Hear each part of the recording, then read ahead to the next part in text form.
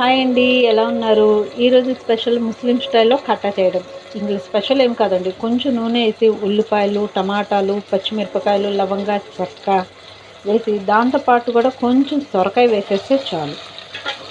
ఇవన్నీ లైట్గా మగ్గితే చాలండి, ఎక్కువ అవసరం లేదు. దీంతోపాటు కొంచెం ఉప్పు కలిపేసుకుంటే కొంచెం త్వరగా మగ్గుతాయి, అంతవరకే. చిన్న ఫ్యామిలీ, ఒక మిడిల్ క్లాస్ ఫ్యామిలీ కూడా చాలా హ్యాపీగా ఉన్న ఐటెంలోనే మీరు కట్టని కూడా చాలా టేస్ట్గా పెట్టుకోవచ్చండి. దీంతోపాటు మనం పక్కన బిర్యానీ వండుకుంటాం కదండి, ఆ బిర్యానీతో పాటు దాంట్లో ఒక మొక్కని ఇందులో తీసి ఇందులో వేస్తామనుకోండి, కట్టలో మొక్క వచ్చిందంటే ఇంకా టేస్ట్ బాగుంటుందండి. అది దీంట్లో కొవ్వు ముక్క కానీ, మెడ ముక్కలు కానీ, కోడైతే మెడ ముక్కలు, మటన్ అయితే కొవ్వు ముక్క, ఏదైనా ఒకటి రెండు కలిపితే చాలండి, ఆ టేస్టే వేరుగా ఉంటుందండి. ఏంటక్క ఇలా చెప్తున్నారు అని అనకండి, ఒక్కసారి ట్రై చేయండి, ఎంత బాగుంటుందో మీరే నాకు మెసేజ్ చేస్తారు. ఇవన్నీ మగ్గడానికి ఒక 5 నిమిషాలు టైం పట్టేదండి. దాంతోపాటు అల్లం పేస్ట్ కూడా కలపండి. ఫోన్లలో నెట్లలో చూపెట్టేది ఒకదాని తర్వాత మగ్గాక అని ఇవన్నీ చాలా చెప్తారండి, అవన్నీ చూడ్డానికే మాత్రమే. కానీ వండాలంటే ఈజీగా సింపుల్ పద్ధతి, మరి ఏ పనైనా షార్ట్కట్లో నేర్చుకోవాలన్నది నా కోరిక అండి. నేను అన్నీ అలాగే నేర్చుకున్నాను. సో అందరికీ అదే అర్థం అవ్వాలని చెప్తున్నాను. లాస్ట్న పుదీనా కూడా వేసానండి. ఇవన్నీ ఇలా స్లోగా సిమ్లో పెట్టేసి మూత పెట్టేశారనుకోండి, మగ్గుతూ ఉంటాయి.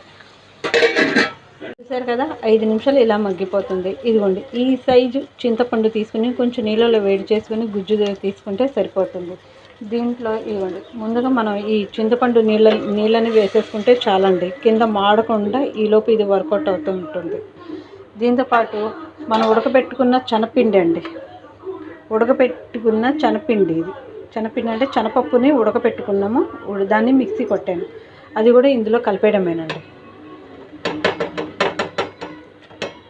సింగిల్ హ్యాండ్తోనండి, అందుకే కొంచెం ఇబ్బందిగా ఉంది, అయినా సరే మీకు ఏదో చూపెట్టాలని చిన్న ఆశ. Okay, right.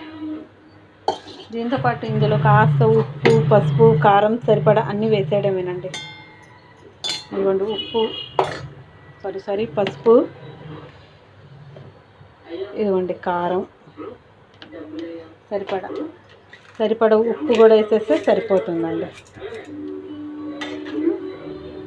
ఈ 3 రకాలు కలిపాక మనం ఉడకడానికి సరిపడా నీళ్ళు వేసుకుంటే చాలండి.